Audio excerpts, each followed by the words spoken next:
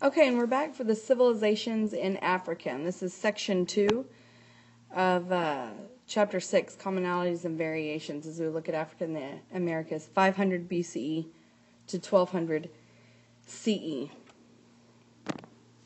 Okay, Africa had no common cultural identity in the pre-modern era. Great environmental variation came within the continent, and that a lot of it has to do with the enormous size of the continent. But it's the most distinctive. Africa is the most tropical of the world's supercontinents. The climate means poorer soils and less productive agriculture, and there's also more disease-carrying insects and parasites. Now let's look at Meroë, the continuing a Nile Valley civilization. The Nubian civilization was almost as old as the Egyptian civilization. Constant interaction with each other, and it remained a distinct civilization. But with the decline of Egypt, the Nubian civilization came to focus on Meroë. The Nile provided a sustained connection between Egypt and Nubia to the south for thousands of years, and there's clear evidence of both cultures influencing each other. There were military campaigns between the two civilizations, with Nubia conquering Egypt at one point. Now, Nubia was ruled by an all-powerful sacred monarch. Sometimes they were female. And the city of Meroë had craft specialization, so there was enough agriculture and food supply that allowed individuals to specialize in different skills and crafts. And the rural areas had a combination of herding and farming. It paid tribute to the ruler. Farming was based on rainfall, not irrigation from rivers, and therefore the population was less concentrated on the Nile and less directly controlled by the capital. The kings and queens of Meroë and this southern city rose as a center of the Nubian state system with, like I said, an all-powerful monarch completely ahead of at the top, head of the empire. And there are at least 10 cases of queens ruling or co-ruling Meroë, so that's what I was talking about when I said sometimes female.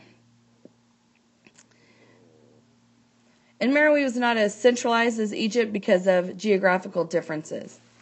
Now, with the agriculture and long-distance trade, the Nile provided water for the agriculture, but there was also sufficient rainfall in the region. That meant there's a less demand for irrigation, which also meant that the state did not have to be as centralized like it was, for example, in Egypt. And rainfall also allowed for a much more geographically spread out society than what we see with the Egyptians. They were so closely clustered to the Nile. And the region benefited from its location as a key hub of trade, either along the Nile to the north or east and west via camel caravans.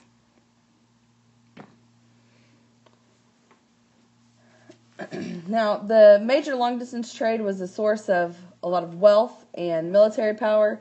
They had contact with the Mediterranean. They also traded to the east and west, like I said, via the camel caravans. And eventually, there was less Egyptian influence than earlier times. But the decline of Meroë happens about after 100 CE. Deforestation, which is too much wood used in the iron industry, is one of the factors. Conquest by Axum in the 340s. And even the penetration of Coptic Christianity, where Christian dominance lasted for about 1,000 years. And the penetration of Islam after about 1300. From the 300s to roughly about 1300, the Coptic branch of Christianity dominated this civilization. They used Greek as a language for worship and constructing churches in the Coptic or Byzantine style, and only after 1300, as the state weakened and the Arabs immigrated into the region, did the area become part of the greater Islamic world. Okay, let's look at Axum, the making of a Christian kingdom. Axum was located in present-day Eritrea and northern Ethiopia. The kingdom's economic foundation was highly productive agriculture.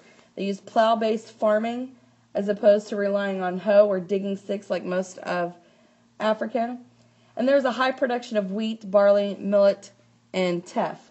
The substantial state emerged about 50 CE, That was stimulated by the Red Sea and Indian Ocean trade, specifically the port of Adulis. And the commerce taxes were a major source of state revenue. It's how they made their money. And the capital city, Axum, which was in the interior, was a center for or of monumental building. Now this is really in the Horn of Africa. This region enjoyed unique conditions that were favorable to plow as opposed to the digging stick. This allowed people to grow a large supply of grain crops. Its location also made it an excellent center for maritime trade in the Indian Ocean and the Red Sea as an exporter of those products from the interior of Africa. And the taxes on that trade made Axum very wealthy. The capital city contained impressive architecture, including huge stone obelisks as high as 100 feet. And the Romans recognized Axum as a powerful empire along with Persia in their own, basically making it legit. Now the town language was Ge'ez, written in a southern Arabian-derived script. And most of the rural populace spoke Aga, and the capital exerted loose control, especially compared to others, mostly receiving their collection or their revenue through a collection of tribute.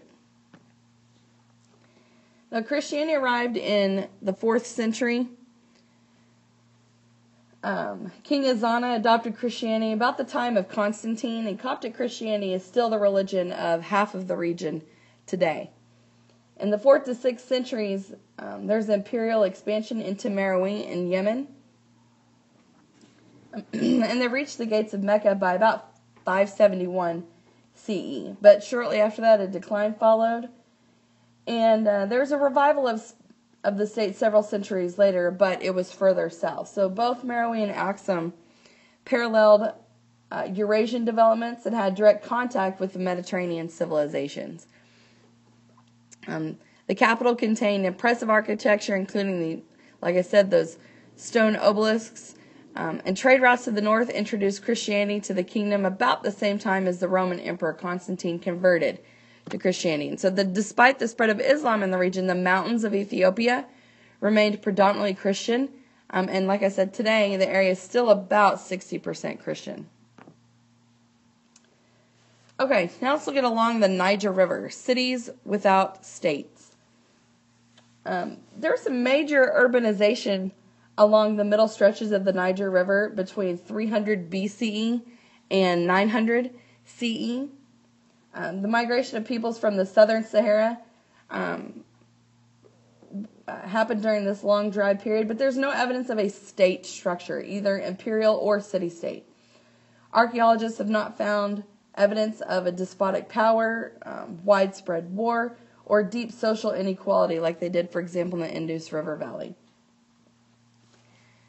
So here we see urbanization without imperial or bureaucratic systems. Over the course of, 5-6 centuries, waves of migrants from the Sahara and the Sahel settled around the Niger River in various cities. They brought various trades and herding practices with them, but they did not develop state systems of either the imperial type or local city-state variety.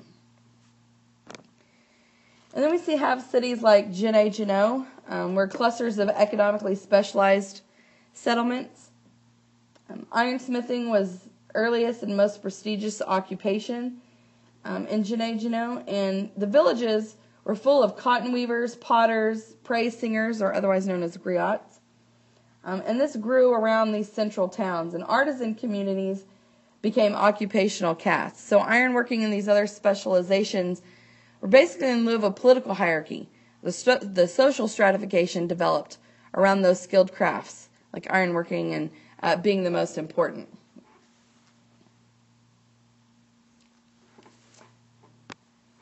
In the rural populace was also specialized skills around fishing and rice cultivation.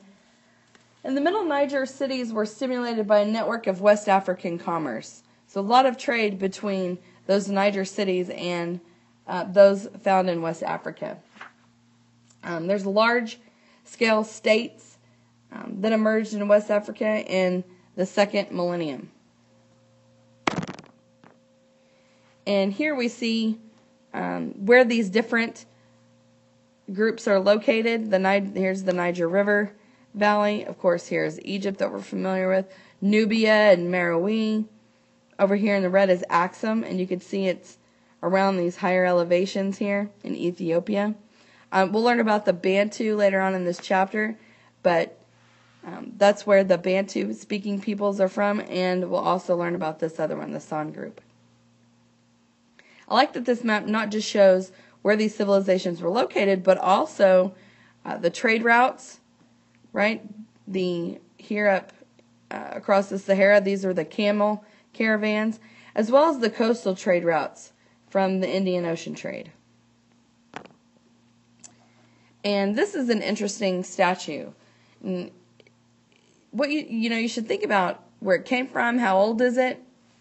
And it's a terracotta statue, just like the terracotta statues that we saw in China. It's also terracotta. It comes from the Niger Valley in the interior of northwest Africa. It's probably made sometime during the 12th century.